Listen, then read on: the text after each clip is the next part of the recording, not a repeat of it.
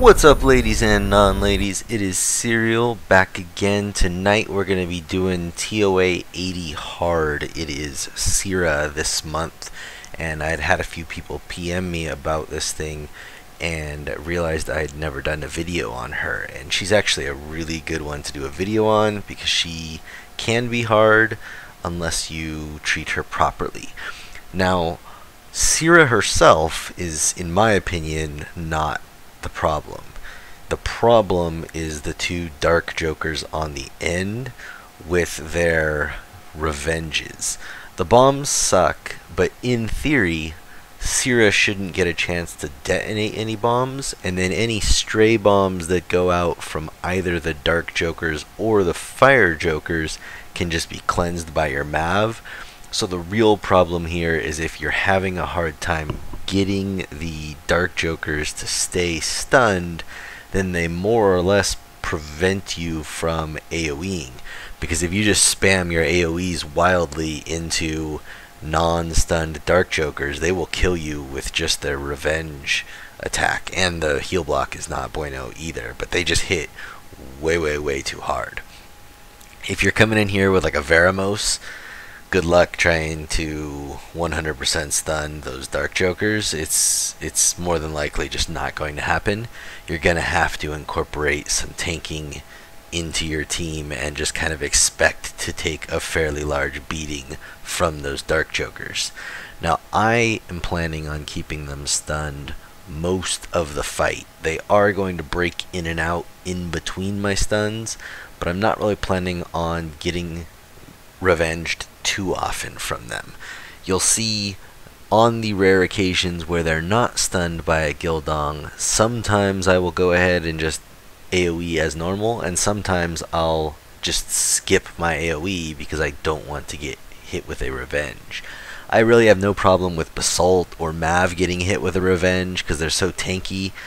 Gildong kind of medium, and Beretta, again, kind of depends on the situation. Usually I won't hit either of the dark jokers with my Spectra because I don't want a revenge. I'll wait until they're stunned.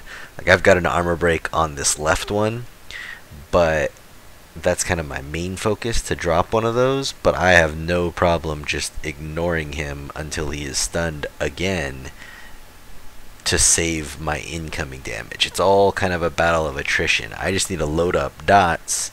I got a nice Beretta stun there on that one, but I wasn't too worried about a revenge into Beretta. Everyone's full. This is going spectacularly, but it's just a matter of not dying in the beginning. You load up these Beretta dots all over the place, and then you can just turtle up. You don't need to be armor breaking the dark jokers and then slamming them with super awesome Spectra crit damage. All you need to do is keep them stunned, and Spectra and Gildong, as usual, do that quite beautifully. Seara's real threat is the fact that she can put a bomb on and blow the bomb up on the same turn. I have no clue what a Seara bomb hits for, because Seara should never get a turn. She is a ToaH boss. She should be taunted 100% of the time. Every time. You've got Mav in here in pretty much everyone's ToaH team, and I'm a firm believer that you should have a Mammoth as a second taunter in every ToaH team. If you don't have a Basalt, I think ToaH is by far your second best option. And between Mav and Basalt, this Seara is extremely unlikely to get a turn. If she does get a turn, it really is probably only going to take one. I'm assuming that she can one-shot my Gildong with a bomb. And, well, I guess she's going to put the bomb on Gildong, and then she's going to set it off, and I'm pretty sure my Gildong would die. I also think the chance of her getting that off is extremely low. So, at this point in the fight, it's pretty much won. It would take a pretty large miracle, or I guess catastrophe on my end, for anything bad here to happen, and realistically, even at that, kind of the best case scenario would be that Seara doesn't get taunted like 12 times in a row and then gets a bomb off on Gildong. I'm not even sure if Seara is going to get a turn, let alone have to rely on the taunt, just between the Basalt pushback, the Spectra pushback, and the Turbulence from Beretta. These 5 guys I take to almost everything. There's a few very rare exceptions, and Tessarian is pretty much the only guy there. You've got dual chromas that kind of take their own kind of level, and then I often sub, or I guess relatively often, 2 or 3 floors a month maybe, will sub out Tessarian for Beretta. But these 5 are, in reality, or in my opinion, the 5 that you should be bringing to every ToA floor, unless there's a specific reason that you can't bring it to that ToA floor. And there's not a whole lot of them. Pretty much just Artie and Jultan and a Chroma and some Leo stages. And I actually use this team for some of those, even though it's not necessarily the best route. It's just so clean on the trash.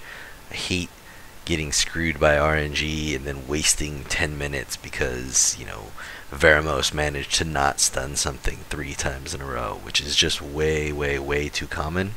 If you don't have a Verad, I really don't think you can afford to do anything but, you know, Gildong Woundhawk. Those 3 are miles above any other option. And I'm not even sure that I like a Verad better than a Gildong. If there were no wind enemies, it's probably better. As soon as you add a wind enemy into the mix, not like a Seara because you can't stun her, but like a trash mob, I don't even know that I'd rather have a Verad. I think I'd rather just bring a Gildong anyway. So I'm going to go ahead and show you the runes used on these guys. Not too much has changed here, although I did change up my Beretta. I pimped him out a little bit, mainly because I stripped someone else. What did I do? I came up on some Despair runes, and my Beretta's a little bit nicer now. I'm still missing 1 skill up from my Gildong, guys. 1 more Fire Taoist, and I get to drop that cooldown a turn. As you can see, it's not really like needed, but oh my god, it is going to be so much fun. He's broken with a 4-turn cooldown. It is going to be insane what he does with a 3-turn cooldown, and I am very, very much looking forward to it. Also, check this out. I got a Rakan, and then like a week later, I got a Lagmaron. I haven't even been able to play with them much because my phone's been so wonky, but ooh, that's the important stuff. Probably should have started with that. My game is apparently fixed. I had more or less given up on it. I've been logging in once every few days to try to see whether it's working or not. I had uninstalled the game and wiped my phone multiple times, and none of that seemed to fix anything. I log in this morning. My game had an update waiting, and I've been in the clear since.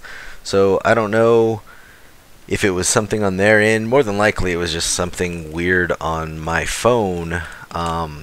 But I kept reinstalling the game and it didn't change anything. What I think might have been happening is I think it might have been backed up on my cloud thing, because I got like a weird icon. I couldn't figure out how to delete it.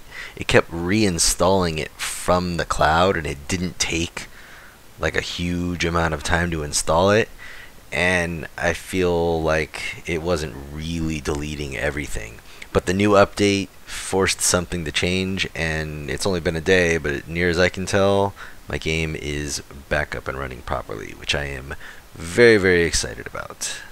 Semi-side note, I have been doing a lot of PC gaming the last 10-15 days or so, however long my phone's been all out of commission, and I've been rather enjoying myself. Probably going to be uploading some of that stuff for you guys as well. Having a lot of fun playing them, so I might as well share it with you guys. Alright, well that is about it for this one. As always, thank you very much for watching. Hope you guys enjoyed yourself, and if you do, please let me know with that subscribe button. Have a good one. See you guys next time.